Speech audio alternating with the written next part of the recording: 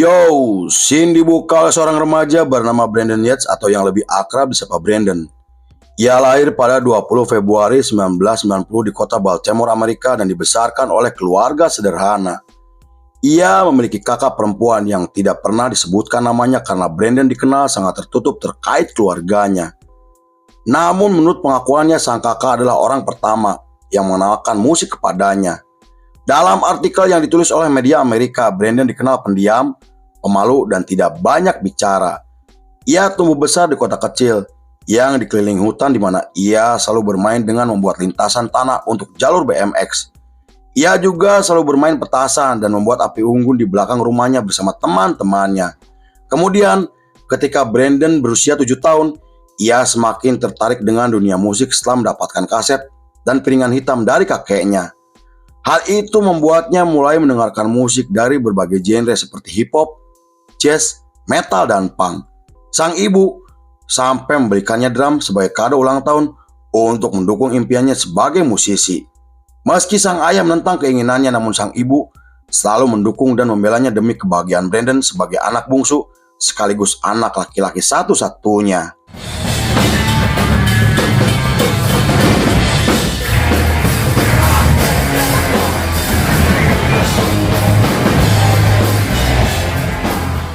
Pada tahun 2000, Brandon dan keluarganya pergi ke Hawaii selama 1 minggu untuk liburan musim panas. Kemudian ketika Brandon sedang bermain papan selancar, ia mengalami kecelakaan dan tenggelam akibat tergulung ombak besar. Ia akhirnya dilarikan ke rumah sakit dengan kondisi yang memprihatinkan hingga membuatnya hampir meninggal dunia. Insiden tersebut membentuk perspektif spiritual Brandon yang kemudian membuka pola pikirnya terkait kehidupan dan ketidakterbatasan. Setelah itu, Brandon mulai terlibat dalam dunia seni ketika masuk SMP, dan selain mengikuti kelas musik, ia bersama teman sekelasnya membentuk band untuk mengikuti kompetisi antar sekolah. Di sana ia tampil sebagai drummer dengan membawakan lagu dari beberapa band seperti Blink, Green Day, dan masih banyak lagi. Ia juga mulai bermain skateboard setelah mendapatkan skateboard pertamanya dari sang kakak sebagai hadiah ulang tahunnya.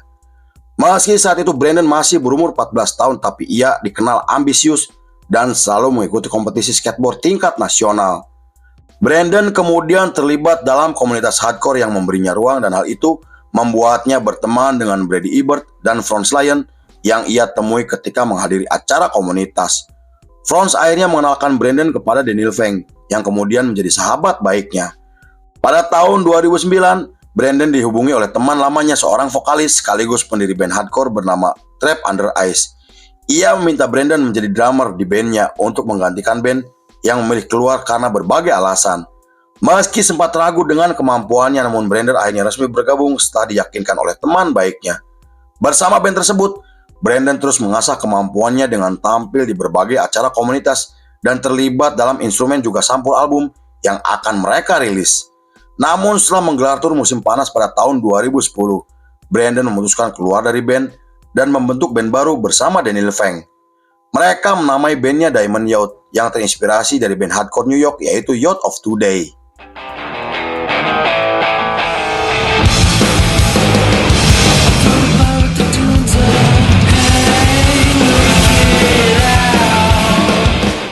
Pada bulan Agustus masih di tahun yang sama, Brandon dan Daniel Feng membentuk band proyek bernama Turnstile dan mereka kemudian merekrut temannya yaitu Franz Lyon, Brady Ebert, dan Sean Cullen. Menurut Brandon, Turnstile lahir dari kegelisahan musisi muda yang selalu dipandang sebelah mata oleh industri musik Amerika. Mereka saat itu muncul dengan formasi yang benar-benar kacau di mana Franz tidak pernah bermain bass atau sebagai bassis sedangkan Brandon tidak pernah bernyanyi atau belajar vokal. Nama Turnstile sendiri diambil dari judul lagu milik band hardcore asal Florida yang merupakan band favorit dari Brandon, dan ia memilih nama tersebut karena terdengar keren juga sesuai dengan gaya musik yang sedang mereka mainkan. Meski Turnstile hanya band proyek yang dibentuk hanya untuk bersenang-senang, namun Brandon kemudian menjadikan Turnstile sebagai ruang musik yang tidak lagi eksklusif, tidak agresif, dan terbuka bagi siapapun termasuk orang baru di skena hardcore. Ia ingin menunjukkan kepada semua orang bahwa energi yang keras tidak harus maskulin atau penuh kekerasan. Pada tahun 2011, mereka merilis EP pertamanya yang menjadikan pernyataan awal dalam dunia hardcore dan EP tersebut menampilkan suara dari generasi anak muda yang menolak tunduk pada tekanan sekaligus respon terhadap dunia yang terasa penuh batasan dan tuntutan. Turnstile menyampaikan pesan bahwa keberhasilan tidak harus terpaku pada sistem karena anak muda juga memiliki hak untuk menjelaskan kebebasannya sendiri. Selain itu, dua lagu di album tersebut memiliki makna yang sangat mendalam untuk menggambarkan kecemasan anak muda yang selalu dituntut harus berhasil sesuai keinginan orang tuanya. Karena itu, EP pertama mereka berhasil menarik perhatian skena hardcore yang didominasi anak muda, dan Turnstile dianggap sebagai band yang mampu mewakili perasaan mereka yang selama ini dibungkam oleh norma sosial.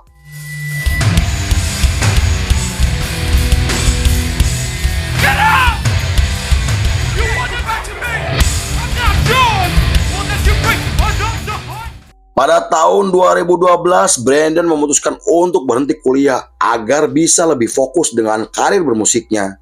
Namun hal itu ditentang oleh sang ayah karena menurut sang ayah menjadi seorang musisi tidak bisa menghasilkan apa-apa. Tapi berkat dukungan dari sang ibu dan kakak perempuannya, sang ayah akhirnya pasrah yang kemudian membebaskan Brandon mengejar mimpinya. Setelah mendapatkan restu dari keluarganya, Brandon akhirnya semakin serius dan menggelar tur bersama Turnstile untuk pertama kalinya.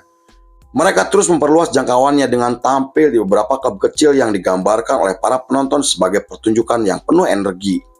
Aksi panggung mereka yang intens, keras dan agresif berhasil menciptakan atmosfer hardcore old school di mana para penonton berinteraksi secara fisik hingga melakukan berbagai hal seperti crowd surfing, moshing, dan stage diving. Kemudian setelah merilis EP keduanya pada tahun 2013, mereka menjadi semakin dikenal hingga memperkuat posisi mereka di skena hardcore dengan musik yang berat dan aksi panggung yang agresif. Pada tahun 2014, Brandon mulai menyukai musik elektronik setelah mendengarkan lagu dari musisi ternama seperti Bjork dan Aphex Twin. Ia juga terus menggelar pertunjukan bersama Diamond Youth hingga merilis EP keempatnya yang berhasil sukses secara komersial. Meski saat itu ia sibuk dengan Diamond Youth, namun Brandon tetap menyempatkan diri untuk menulis lagu dan menggelar pertunjukan bersama Turnstile. Brandon kemudian mulai menampilkan gaya menariknya yang khas untuk menciptakan suasana yang lebih intens tanpa ada batasan antara band dan para penonton. Hal itu ia lakukan karena menurutnya para penonton berhak meluapkan emosi, menjadi diri sendiri dan mengizinkan para penonton naik ke atas panggung untuk moshing karena hal itu merupakan bagian dari identitas mereka. Turnstile juga menghadirkan musik hardcore tanpa agresi yang memberi ruang bagi tubuh untuk melepaskan diri dari norma, gender, dan tekanan sosial.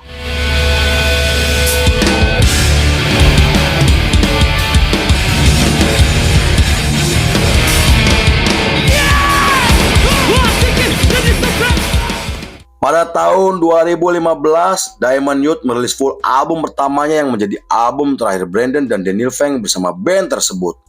Hal itu karena setelah menggelar tur singkat ke beberapa kota, mereka memutuskan meninggalkan Diamond Youth karena ingin fokus dengan band Turnstile-nya. Karena itu, Justin kemudian membentuk band proyek bersama teman-temannya yang membuat Diamond Youth akhirnya benar-benar bubar. Turnstile kemudian merilis full album pertamanya yang menggambarkan tentang ekspresi tak terbendung dari emosi, energi, dan kebebasan. Di album tersebut, Brandon ingin menyampaikan pesan bahwa energi anak muda tidak bisa dihentikan meski dalam kondisi tertekan, rasa sakit, atau dalam pencarian jati diri. Ia juga sengaja mengcover dengan konsep retro untuk membawa musik hardcore keluar dari kegelapan dan masuk ke dunia yang lebih luas penuh perasaan. Album tersebut kemudian dianggap sebagai ungkapan hati dari para personilnya di mana mereka mampu menciptakan musik yang lebih megah dan mengerikan tanpa harus kehilangan energi yang diwariskan oleh musik hardcore sebelumnya. Lalu untuk mempromosikan album terbarunya, mereka menggelar tur Amerika bersama New Found Glory hingga tampil di beberapa festival musik termasuk Tsunami Fest. Namun tur tersebut adalah tur terakhir bersama Sean Collen karena setelah itu ia memutuskan keluar dari band dan digantikan oleh Pat McCrory. Nama mereka menjadi semakin dikenal setelah menggelar tur Australia dan merilis EP ketiganya pada tahun 2016. Mereka juga muncul dalam acara showcase yang sangat terkenal di mana penampilan mereka dianggap sebagai salah satu penampilan paling memukau di acara tersebut. Turnstile akhirnya diundang untuk tampil di beberapa festival besar dan hal itu cukup membuktikan jika mereka mulai mendapatkan pengakuan hingga dikenal secara internasional. 1, 2,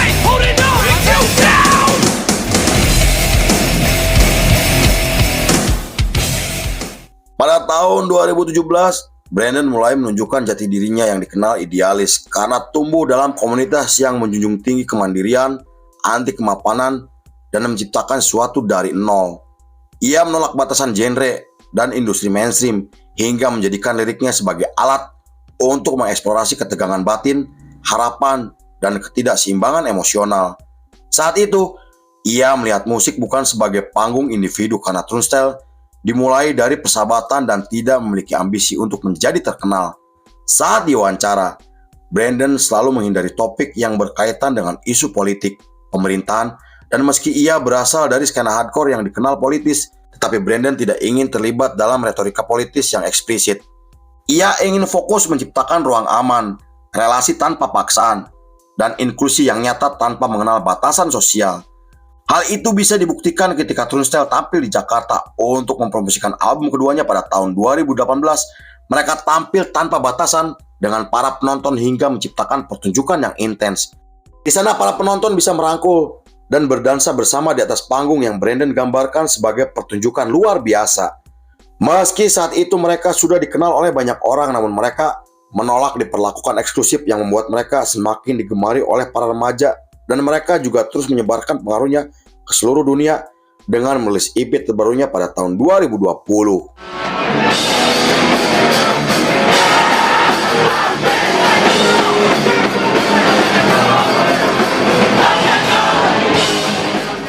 Pada tahun 2021, Turnstile merilis EP kelimanya dengan menampilkan satu lagu yang sangat terkenal. Mereka kemudian merilis film pendek bernuansa retro yang disutradarai oleh Brandon sendiri. Di film tersebut, mereka menggunakan visual retro juga efek blur untuk melawan estetika yang selalu ditampilkan oleh label besar, dan Brandon tidak hanya menolak industri musik karena ia juga menolak cara pandang estetika yang selalu dibentuk oleh media mainstream. Menurut beberapa sumber, Turnstile bukan sekedar band hardcore karena mereka mampu membangun suasana yang mirip ritual dengan intensitas dan kebebasan emosi. Brandon menyebut musik mereka sebagai meditasi yang bergerak di mana orang-orang bisa menari, berteriak, melompat, dan menjadi diri sendiri. Hal itu karena ketika dunia musik semakin terpisah antara sinisme industri dan nihilisme budaya, Turnstile muncul untuk menunjukkan bahwa kelembutan, perubahan, dan kebebasan adalah bentuk perlawanan paling radikal. 5 hari setelah album ketiga mereka resmi dirilis, Turnstile menggelar tur Eropa selama 2 bulan dan tampil di acara televisi. Album mereka akhirnya berhasil mendapatkan penghargaan sebagai album terbaik yang membuat nama mereka semakin diakui di kancah internasional. 2 lagu mereka juga berhasil menempati nomor 1 di tangga lagu Billboard, di mana prestasi tersebut belum pernah dicapai oleh band hardcore manapun. Para penggemar sampai menyebut jika Turnstile sebagai band yang mampu membawa musik hardcore diterima oleh masyarakat, dan mereka berhasil membuktikan jika karya mereka bisa mengejutkan dunia tanpa harus pindah ke Los Angeles atau New York yang dikenal sebagai skena hardcore terbesar di Amerika.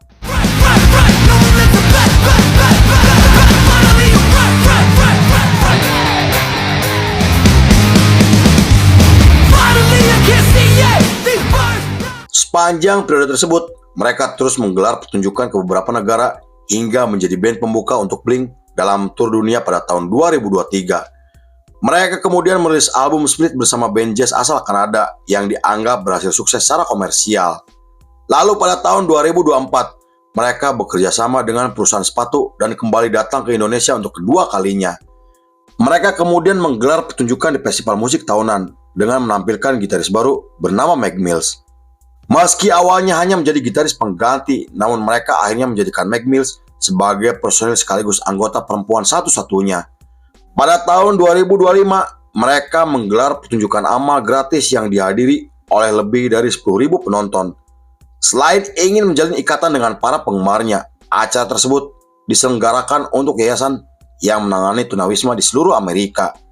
Di periode tersebut, Brandon mulai menciptakan lagu dengan tema kekosongan, keterasingan, keterbatasan yang selalu dialami oleh anak muda di seluruh dunia, dan ia menggunakan musik sebagai bentuk pelarian emosional namun ke arah yang lebih positif. Tema-tema tersebut kemudian muncul dalam album keempatnya yang resmi dirilis pada bulan Juni 2025. Setelah itu mereka menggelar tur Eropa untuk mempromosikan album terbarunya hingga tampil di berbagai festival besar termasuk Glastonbury. Keberhasilan Turnstile tidak lepas dari pemikiran, ide, dan kejeniusan Brandon dengan ideologi ekspresi bebas yang berasal dari pengalaman, persahabatan, komunitas, energi positif, hingga membuat Brandon dianggap sebagai figur paling penting dalam sejarah musik hardcore modern. Ia berhasil mengejutkan dunia dengan karya yang ia ciptakan bersama teman-temannya yang telah ia anggap seperti saudaranya sendiri. Lalu film pun selesai.